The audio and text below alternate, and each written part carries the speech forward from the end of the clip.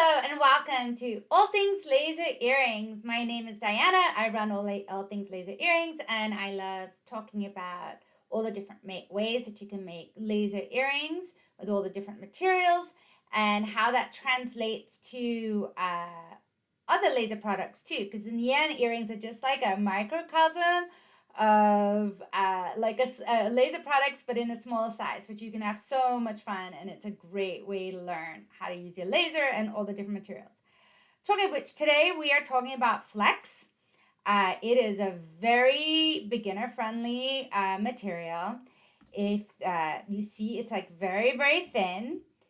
And just for the basic ones that you can that you will be like thinking about is the flex that is see-through, that has like a see-through core, and so it's used many times if you want your earrings to like shine light through, like these. They're great for like sun catchers or for night lights. It's a great material. And if you're feeling a little bit nervous about cutting it in your laser and you have a Cricut, it cuts perfectly in the Cricut.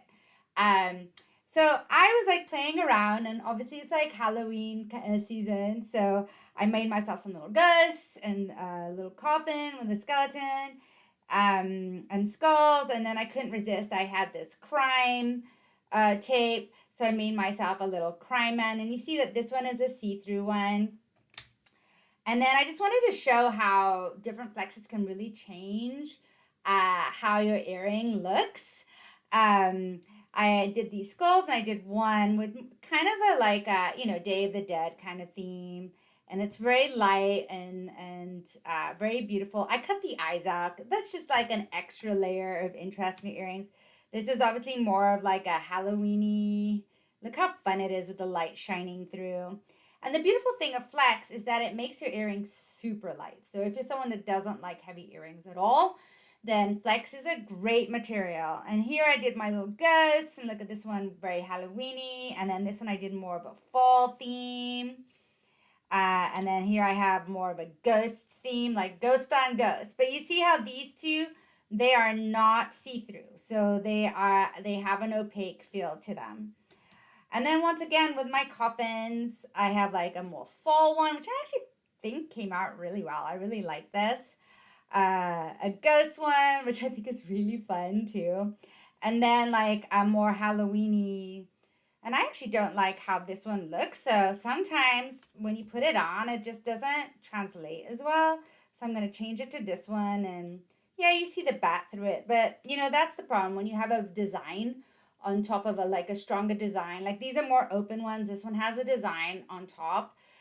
Sometimes the flex doesn't translate as well. So you have to play around with it and see. Yeah, see, you see kind of a head here, and you see the bat. But sometimes it's funny how that happens. Sometimes it comes across and looks perfect. Other times you're like, you know what, I can't actually really see that much. So be aware that you might have to cut through. This one looks bad, as you see the bats coming through. It's really fun. And then I just want to talk about a couple of things. Also another way you use to flex, you don't, in these you see I have like a front and a back backer. And I'm just going to glue them in place. In theory, I don't really need this back backer. You can just have like the front and glued. I don't know. I did this out of habit. Obviously, the thing you need to think about is if you're going to have an earring hole, then you have to put your earring hole there. And then when you line it up, you have to line them up perfectly.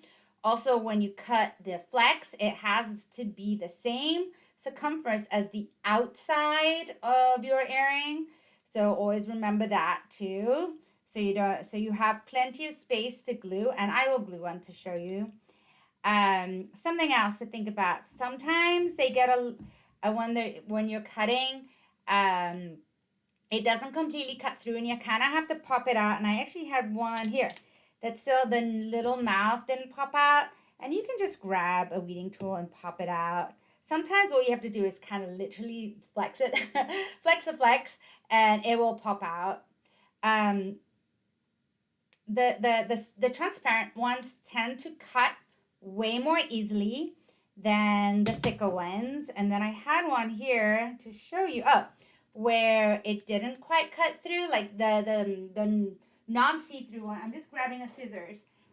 Sometimes you need more power to cut through the ones that aren't see-through. They're a little bit thicker. And sometimes they just don't pop up as easily, but it's so easy to cut. Just get your thin scissors and you can just go along and just cut it out nicely. It's pretty much cut almost all the way through. So this is not that hard to go around, for me to go around and correct a little bit. Also, keep in mind, like this is a whoops, right? Make sure you cut it in the right direction. Like I made this earring like last year. I was playing with my crime scene tape and then I realized that it's going up and down. Like, so if you're cutting your flex, make sure, like with all patterned acrylic and patterned MDF, that you're cutting it in the right direction of the earring. So this is a whoops. And then just to give you yet another idea for flex, you can also, if you make a design like in clear or like a translucent, but it should be on the clearer side, you can also put flex behind, just like with an earring hook like this, to add another level of interest in your earring. So it goes from a clear earring to like an earring with a little bit more fun, and you can just leave it. I mean, it might move around a little, but when it's down there, it actually doesn't move all that much. It's going to move, but it looks okay. Look, it looks good. It's really fun. So this is another way to use flex, and I'm going to show a project where I do this and have even more interest going on. So I just wanted to put this in your mind. Okay, so now I have these earrings. What am I going to do? So these are all in the natural state. I removed all the masking. I have my bowl of masking right here. But I don't really like a lot of them in terms of like, I think it's a little too raw. So I want to blend it in. So I'm going to use my markers. And if you're not sure how it's going to look, especially on the ones that have a little bit of char, so it's a great way to mask your char. Like this one is, I got the char, and I'm going to put it on my pen. This is the oak pen. I think that's so much easier to use these pens when we're doing jewelry and you're working with small surfaces. And here you go. And look at that. It just automatically made it a little warmer. Not as contrasty. But let's say I want something a little bit even darker. I can use these other pens that I have, the darker ones. My only thing is to test them out beforehand because they can go a little too dark sometimes. So what you can do, you can either just have an extra piece, or you can put it on the backside, paint it on the backside. These are actually got really charred because I turned out I didn't have masking on the back. And so test them out. See what you think. It's always a good way, right? This one is the mahogany. I'm just going to do a mahogany and I'll do a walnut to show you.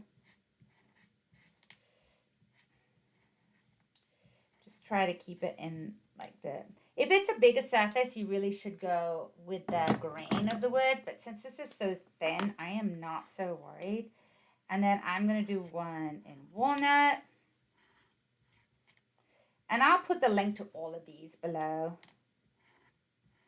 Once I discovered these pens, I'm like, oh, this is so much easier than grabbing a huge bit of stain and trying to get it, or like just on my earring. Instead I'm just getting it all over myself, and oh my goodness, a mess, right? So that's a problem with stain. So this is a good way to contain your stain. So now with this, I'm going to go and see, I actually prefer this walnut with this darker flex. I'm going to look with this one. Maybe this will look okay. So this is a good way to test out. You're like, that actually kind of looks good. I think I'm going to do the oak on this. I'm going to do the walnut on these. I kind of like that. Let's see with this, the really dark one. This is so dark. Obviously, this is in the wrong direction, but it's okay. We can... Actually, I think the walnut looks better with this too. So, I mean, in general, what we're seeing, which makes sense, is that the walnut, which is a little bit darker, looks best with kind of darker prints, or where, in this case, black and white. So it blends in more with the black, and then the white is more of a contrast. And then this one, which is a very light, very beautiful. I'm definitely gonna make a Day of the Dead sun catcher with this flex acrylic. And this one will allow for it to have a heavy pattern on top because it's so light underneath. Let me see, do we like the walnut on this? Do we prefer the oak? And of course, this is like totally a personal opinion. Everyone's going to have a different opinion. Like, I am not a huge fan of things that are more red, although in this one, it is actually catching the color of the flowers a little. So I am going to go with this mahogany.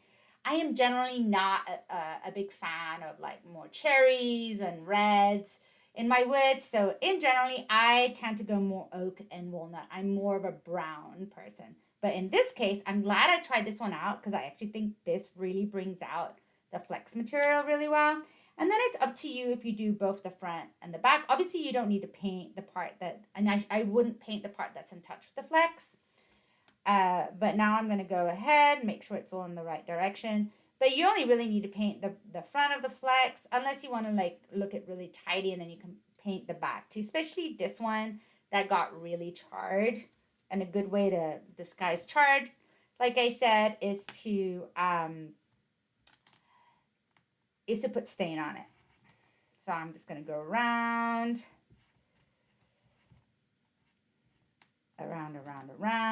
Okay, and then the next question that you guys have is like, well, how am I going to glue this? So this is not something you have to be very paranoid about. If you have a favorite glue, it's probably going to work pretty well. Some people love E6000. I'm not a big fan because I find, I don't know if it's a California thing, that it goes bad right away. So it's great straight out of the tube, but then the next time I go to use it, it's all gummy and nasty. And so I don't use E6000.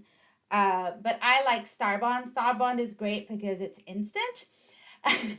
So like it gives me that instant satisfaction, and I don't have to worry about leaving something to dry for a long time, which is not a good thing for me because I start moving stuff around.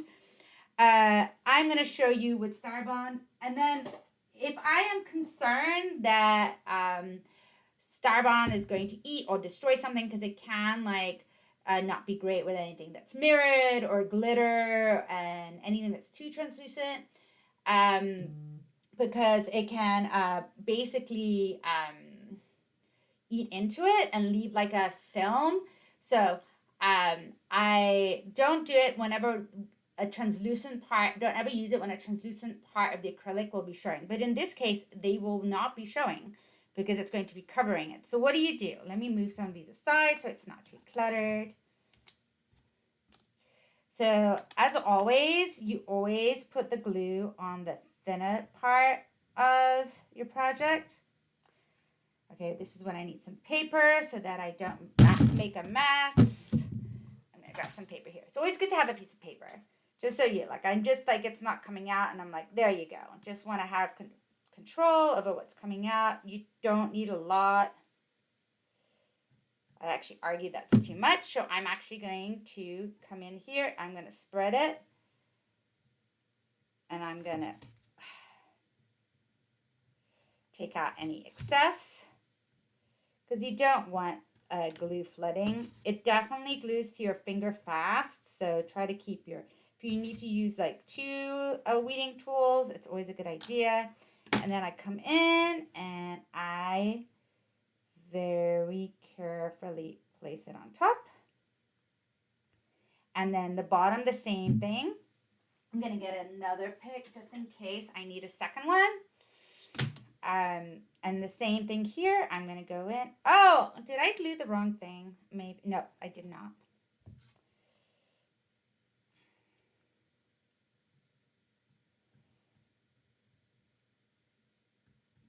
So I just go around, and then in order to get it on my hand, I'm going to hold it down with one and then kind of move it around.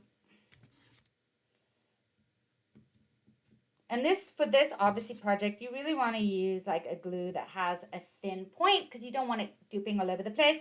But I'm going to show you one with Gorilla Glue on how I do it when I want to use a glue like Gorilla Glue.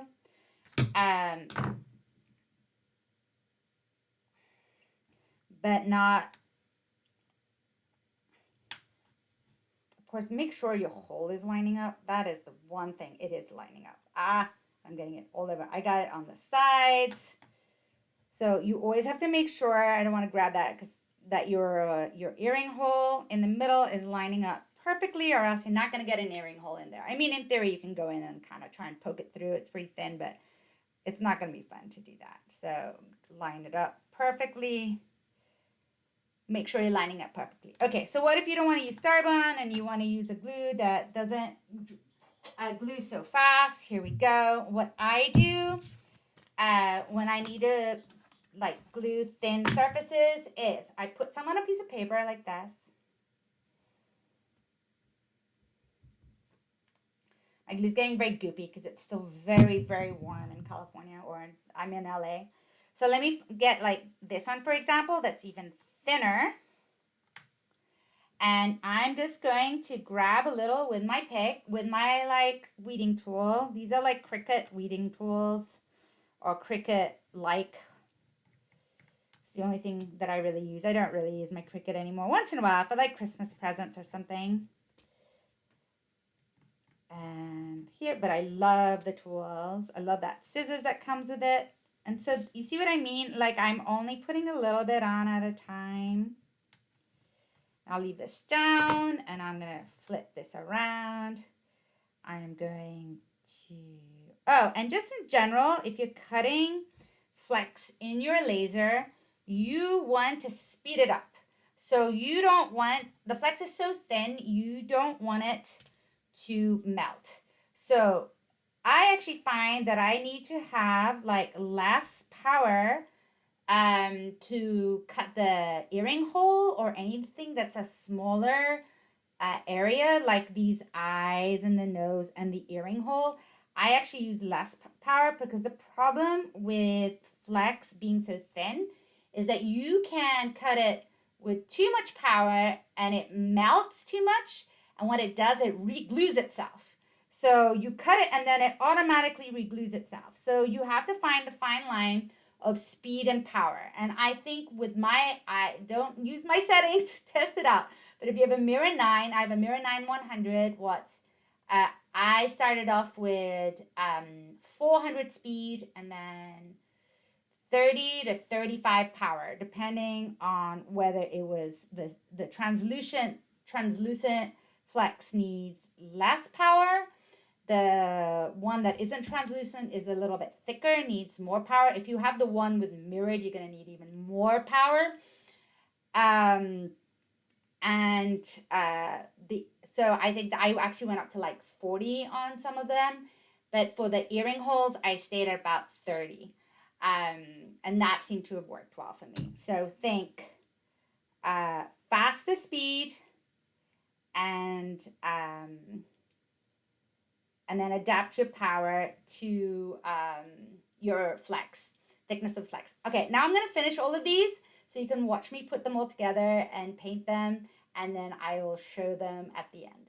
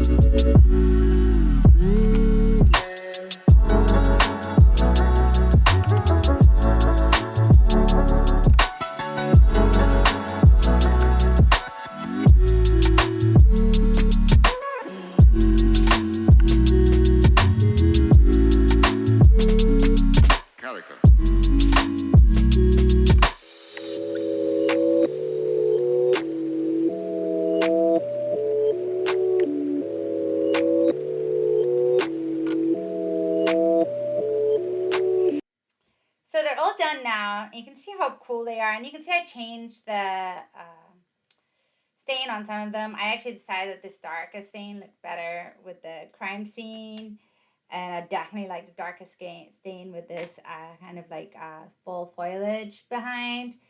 The one thing that did occur to me while doing this, like if I'm going to do double backed, or if you are going to do double backed, you should really use a 16th of an inch, because this got very thick. And really, you don't want this thick, because then you're going to have problems with earring wires. So I suggest that if you're going to do it an 1/8 of an inch, keep it just one layer, and then just glue the back and leave it at that, especially with these like see-through, not see-through ones. It doesn't need the backing. I just was having fun. And so if you do want to double back it, I would suggest using a 16th of an inch wood, and that just keep it thinner, and then you won't have problems having to manipulate earring wires. But yeah, like I even tried in terms of glues, this is what worked the best for me, just because the Gorilla just takes a while, and so I just wanted to get it done faster.